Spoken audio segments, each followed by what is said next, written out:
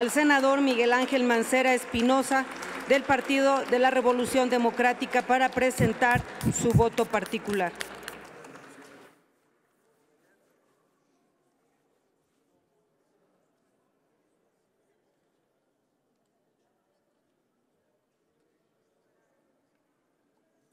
Gracias, presidenta.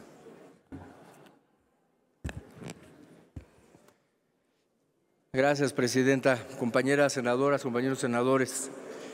El día de hoy presento este voto particular respecto de la que podría ser la reforma más delicada, no solo de esta legislatura, sino la más importante en materia electoral después de la creación del Instituto Federal Electoral y del otrora Tribunal Federal Electoral en 1990. Lo relevante de este dictamen no es, lamentablemente, el fortalecimiento de las autoridades electorales, ni tampoco la garantía de los derechos político-electorales de la ciudadanía, ni el reforzamiento de los principios constitucionales que se deben de observar durante los procesos electorales. Lo que hoy está llamando la atención es el debilitamiento de la estructura del árbitro electoral, la vulneración de la confianza de los actores políticos, incluida la ciudadanía, así como el cúmulo de inconstitucionalidades que más adelante abordaré y de las cuales en una democracia desarrollada no serían aprobadas, por supuesto, pero ni siquiera presentadas al Poder Legislativo como opción. Las reformas electorales no son procesos estáticos, son perfectibles y, por supuesto, inacabadas en todo momento. Obedecen a cuestiones derivadas de reclamos sociales, de actores políticos, por requerimiento de carácter técnico, pero en todos los casos está presente el propósito de afinar, de mejorar las reglas para el acceso a cargos de elección y ejercicio del poder público, de manera legal, transparente y democrática. Por lo anterior, nos debemos preguntar, ¿es necesaria una reforma electoral? Sin duda la respuesta es sí, pero no una reforma que afecta lo ganado a lo largo de más de 30 años de consensos con y desde la oposición, la academia y la sociedad civil. Estamos frente a la discusión de una reforma que afecta los principios de legalidad, certeza, equidad, paz pública y gobernabilidad democrática. Con esta reforma se deja atrás más de 20 años de pluralismo en el Poder Legislativo.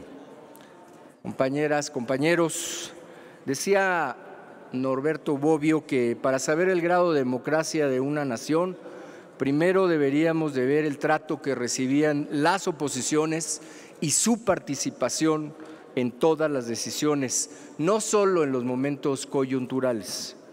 Por ello no es casual que la Suprema Corte haya sostenido que la democracia participativa, representativa en un sistema político valioso no solamente es así porque en su contexto las decisiones se toman por una mayoría, sino porque aquello que se somete a votación ha podido ser objeto de deliberación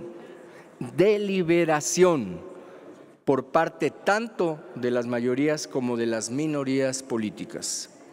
Esto que resolvió la Corte es un logro de esas minorías y su vigencia no puede ser modificada más que por la progresividad, no por el retroceso. Hoy damos cuenta de visos de inconstitucionalidad en esta reforma y, como lo hemos señalado, en más de 20 acciones de inconstitucionalidad promovidas previamente.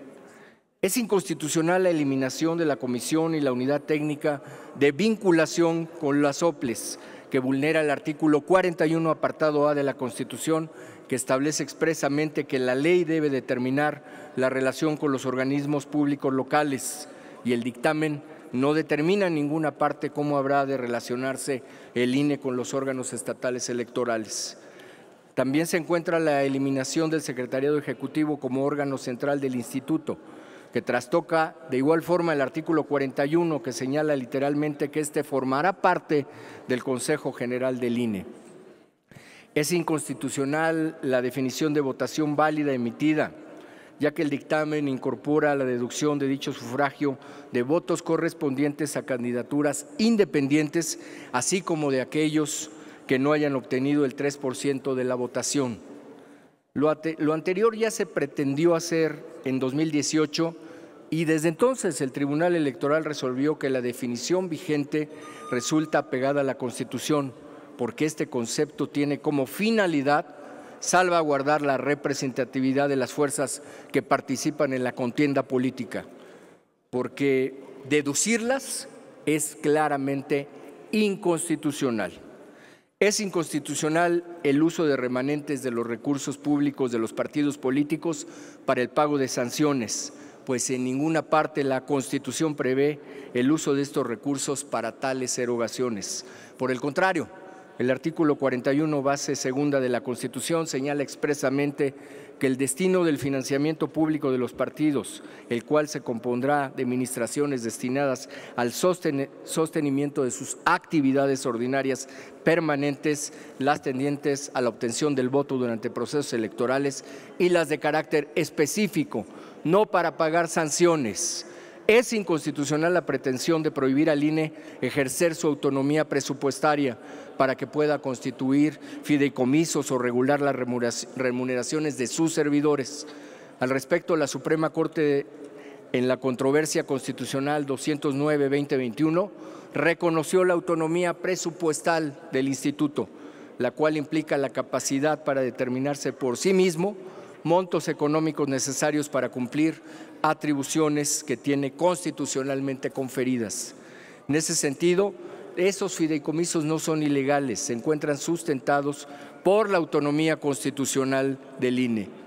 Sobre el tema de remuneraciones del INE, también recordamos que la Suprema Corte de Justicia en 2019 invalidó la Ley Federal de Remuneraciones, tal cual se los advertimos, que pretendía regular al Poder Judicial y a los órganos constitucionales autónomos. Es inconstitucional la eliminación de la Sala Regional Especializada, porque la Corte, en la acción de inconstitucionalidad 22-2014, declaró la constitucionalidad de su creación, por lo que esta reforma es un ataque a su independencia judicial y al derecho humano de acceso a la justicia efectiva. Es inconstitucional la eliminación de la facultad reglamentaria del INE, que traerá más problemas que beneficios, pues directamente afecta su autonomía y, por supuesto, su actuación. Es inconstitucional la eliminación del sistema de sanciones en materia de pérdida de registro o de la candidatura que se está dejando a una autoridad sin ninguna consecuencia jurídica en su actuar. Otros temas preocupantes: el debilitamiento de las juntas distritales, ya que se dejan a la deriva los derechos laborales de más de 1,200 trabajadores y trabajadoras del INE. No obstante lo que aprobamos hoy en materia laboral, con esto afectamos a más de 1,200 trabajadoras y trabajadores. Respecto al voto de las mexicanas y mexicanos en el extranjero por Internet, la pregunta sería, porque aquí se dijo que habría garantías, ¿cómo se van a garantizar los principios de secrecía, de certeza, de legalidad? Igual que en el voto de las personas privadas de la libertad, ¿cómo se va a garantizar esa custodia de todos y cada uno de los documentos? Por lo que hace finalmente a los votos, al conteo de votos, vemos con muchísima preocupación la eliminación del PREP, a fin de que los votos que se realicen y los cómputos que se lleven a cabo en la elección se den a conocer el mismo día de la jornada. La práctica ha demostrado que esto es absolutamente inviable, que deja, por supuesto, serias dudas y que va a llevar a muchos conflictos en las elecciones.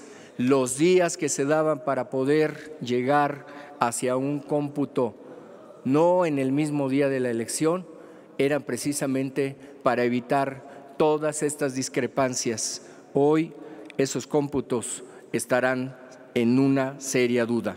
Por todo esto, el voto es en contra del debilitamiento del árbitro electoral. El voto que emito es en contra de la afectación a la certeza jurídica en las elecciones.